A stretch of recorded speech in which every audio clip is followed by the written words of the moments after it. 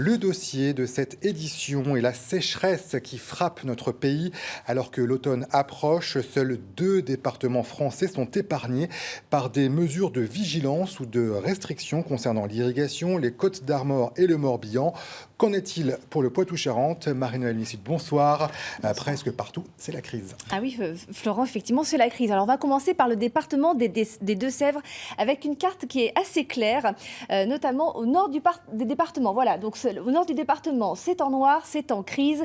En rouge, au sud, cela veut dire qu'il y a des coupures et seul le bassin de Migné-Courance en orange est en alerte renforcée. Alors, concrètement, quand une zone est en crise en noir, cela signifie que les irrigations agricoles sont totalement interdites. Le niveau coupure en rouge, cela signifie que l'irrigation est interdite sauf culture dérogatoire comme par exemple le maraîchage ou l'arboriculture. Et enfin, l'alerte renforcée, cela signifie que les prélèvements à des fins agricoles sont réduits de moitié. On va passer à la Charente-Maritime. Plusieurs zones sont en crise, en noir, notamment sur le bassin de la Seudre, donc ça c'est juste en bas. Et puis le bassin de la Boutonne juste ici, est passé le 9 septembre dernier en noir, donc avec interdiction totale de prélèvements agricoles.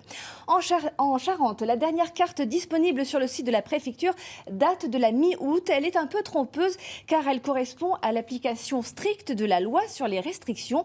Mais depuis son dernier arrêté, qui date de la semaine dernière, ce département a choisi préventivement d'aller au-delà de la loi. En clair, elle dit que la quasi-totalité des sous-bassins sont en rouge, donc interdiction sauf dérogation. Et puis pour la Vienne, eh bien, il n'y a aucune carte disponible, mais aujourd'hui 90% du département est au moins en rouge. Le bassin du Clin est en crise, en noir, et il représente 40% du territoire à lui tout seul. Merci beaucoup Marie-Noëlle. Alors les autorités mettent en place des mesures en fonction de la gravité, bassin par bassin. Les prélèvements en eau, notamment pour les agriculteurs, peuvent être limités ou tout simplement interdits. On vient de l'entendre. Il y a des contrôles pour vérifier si ces arrêtés sont bien respectés. Illustration en Charente avec Jérôme Deboeuf et Cécile Landais. Dans ce secteur du bassin de la Nouère, l'irrigation est stoppée. Un arrêté interdit tout prélèvement d'eau pour arroser les cultures. 136 520. Chaque semaine, les agents de la direction départementale des territoires vérifient le respect de cette interdiction.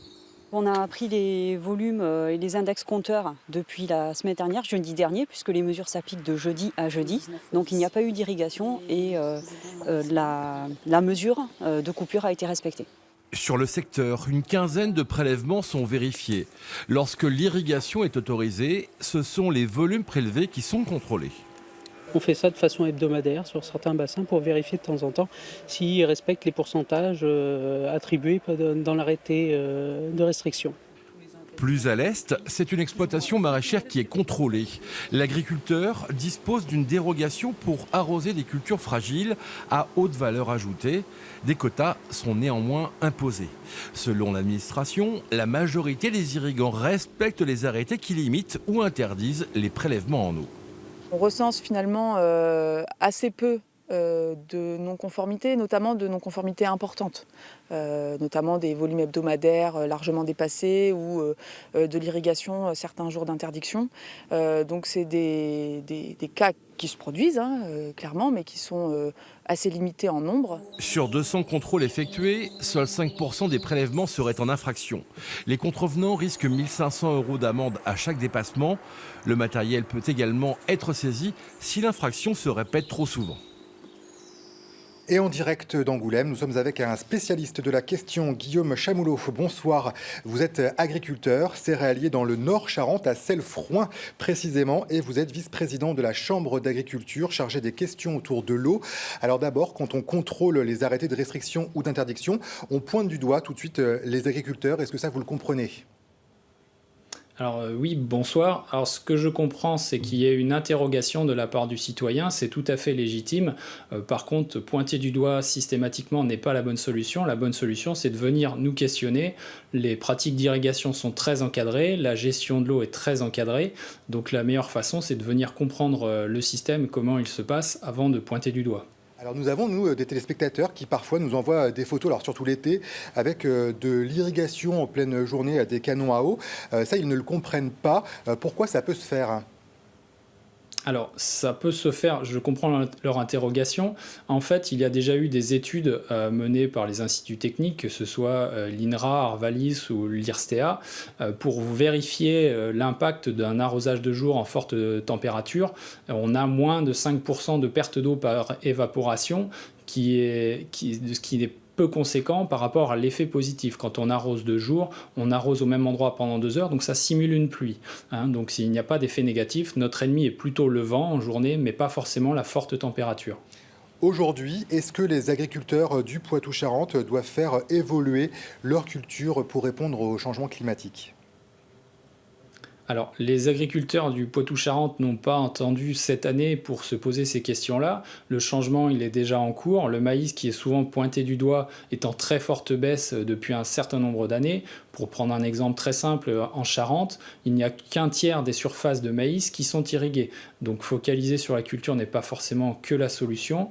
Il y a aussi une recherche sur des variétés qui soient plus résistantes. Un des enjeux, c'est faire en sorte que les plantes soient capables à mieux faire face à un stress hydrique. Alors le gouvernement, lui, il semble vous écouter face à la sécheresse. Il prévoit d'autoriser une 60aine de nouvelles retenues d'eau d'ici 2022 sur le territoire français. Le débat, il est très rude en Poitou-Charentes. Pour vous, est-ce que c'est un peu la méthode miracle ? Alors, la méthode miracle, je ne sais pas, mais ce que je peux en vivre chez moi, c'est que je sais que c'est une solution qui fonctionne.